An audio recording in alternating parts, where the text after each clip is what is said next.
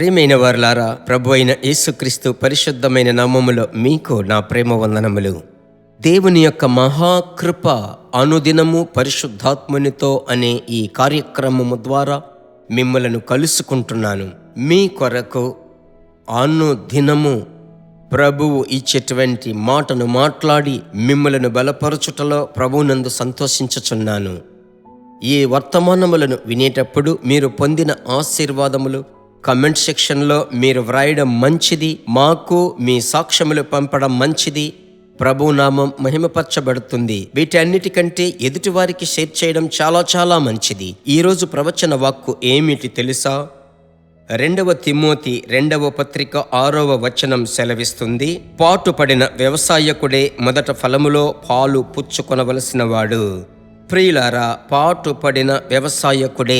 మీ పొలములో మీరు పంట పండించే వ్యక్తులను చూస్తే బాగా ఎండగా ఉంది, రేపు చూసుకుందామని ఇంటిలో ఉండరు. భయంకరమైన వర్షం, ఈరోజు వద్దు రేపు చూసుకుందామని ఆపరు.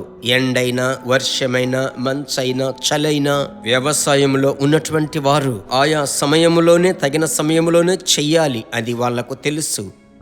అందువల్ల ప్రయాసముతో పెందలకడనే లేచి సూర్యుడు ఉదయించటానికే ముందు వారి పొలములో దగ్గరికి వెళ్ళి సూర్యుడు ఉదయించి మధ్యాహ్నము మండుటెండ వరకు పనులన్నీ ముగించుకుంటారు. నా ప్రియమైన దేవుని బిడ్డలారా, కొంతమంది పని అయిపోలేదంటే అన్నీ ముగించిన తర్వాతే ఇంటికి వస్తారు. దాని పేరే ప్రయాసం. ఈరోజు ప్రభు అంటున్నాడు, పరిశుద్ధాత్ముడు మీకు ప్రయాసమునకు తగిన ప్రతి ఫలమును ఇస్తాడు. అన్ని విధానాలలో చూడండి. ఒక సాధారణమైన వ్యక్తి చిన్న చిల్లరంగడి అందులో యథార్థంగా నమ్మకంగా వ్యాపారం చేసేటప్పుడు కొద్ది దినములలోనే పెద్ద దుకాణముగా మారుతుంది. కారణం ప్రయాసం. చదువుకునే బిడ్డలు ప్రయాసపడటం వలన మంచి మార్కులు. రాజకీయ నాయకులు చూడండి, భయంకరమైన కఠినమైన పరిస్థితులలో ఓటములు ఎదురవుతూ ఉన్నప్పటికీ వాటిని జయముగా మార్చుకొని పలు విధములైన వ్యూహములను రచించి ప్రయాసపడుతున్నారు. అయితే నేను మిమ్మల్ని చూసి అడుగుతున్నాను, మీ ప్రయాసము వ్యర్థము కాదు. ఆ రోజు శిష్యులు అభిషేకము పొందుకొని వారు భయముతో పరిగెత్తలేదు, ధైర్యముగా బోధించారు. 3000 మంది 5000 మంది రక్షింపబడ్డారు.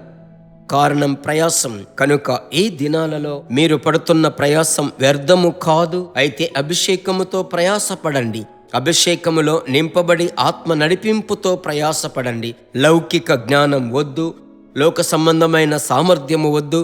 నాకు అది తెలుసు, ఇది తెలుసు, ఇది ముగిస్తాను, నా స్నేహితులు ఉన్నారు, నాకు చాలా మంది తెలుసు, వాళ్ళు ముగిస్తారు అని మనుషులను ఆనుకోవద్దు. పరిశుద్ధాత్మని ఆనుకొని ఆత్మవశులై ప్రార్థించి మీ కార్యములను జరిగించండి. ప్రభు మీతో ఉన్నాడు. సరేనా? ప్రయాసపడండి, ప్రయత్నించండి. మీ కార్యములను ప్రభు సఫలపరుస్తాడు. ఇదే ఈ రోజు ప్రవచన వాక్కు. ప్రార్థించుదామా? మా పరిశుద్ధమైన మంచి తండ్రి, ఈ దినమందు మీ బిడ్డలకు మీరిచ్చిన చక్కటి మాట, అభిషేకముతో ప్రయాసపడాలి. ప్రయాసపడేటువంటి వాడు మొదట తన ఫలమును అనుభవిస్తాడు. ఆ రోజు ఆదిమ సంఘములో రెయ్యింబగళ్ళు సంఘ పరిచర్య, సువార్త ప్రకటన చెరసాలలో ఉన్నప్పటికీ, బంధకాలు ఉన్నప్పటికీ చేసినందువలన నేటి వరకు మేము ఆదిమ సంఘమును గురించి మాట్లాడుతున్నాం. మీ బిడ్డల జీవితములో ఎదురయ్యే ప్రతి ఆటంకములు, ఆటంకపు రాళ్ళు, అవి మెట్లుగా మారాలయ్యా. మీ నామములో జయమును తీసుకుంటున్నాం.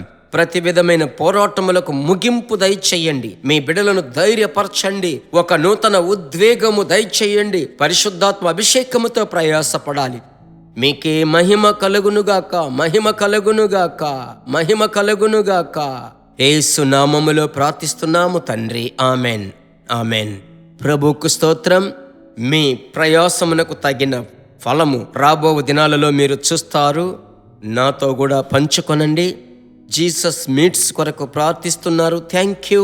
ఇంకను ప్రార్థించండి. అనేకులకు ఈ మెసేజ్లు షేర్ చేసి ప్రభు యొక్క నామము మాతో కలిసి మహిమపరచండి. God bless you. దేవుని బిడ్డలారా, ఈ వర్తమానము మీకు మిక్కిలి ఆశీర్వాదకరముగా ఉందని మేము నమ్ముచున్నాము. ఇంకనూ మా వర్తమానములను విని ప్రభువులు ఆశీర్వదింపబడుటకు జీసస్ మీట్స్ మినిస్ట్రీస్ అను మా యూట్యూబ్ ఛానల్ ను సబ్స్క్రైబ్ చేయండి. మరియు మా ప్రార్థన సహాయముకై మీరు సంప్రదించవలసిన మా ఫోన్ నెంబర్ 9841252836 మరియు 7299546363. Email gpsrobinson@hotmail.com. ప్రభు మిమ్మును ఆశీర్వదించునుగాక.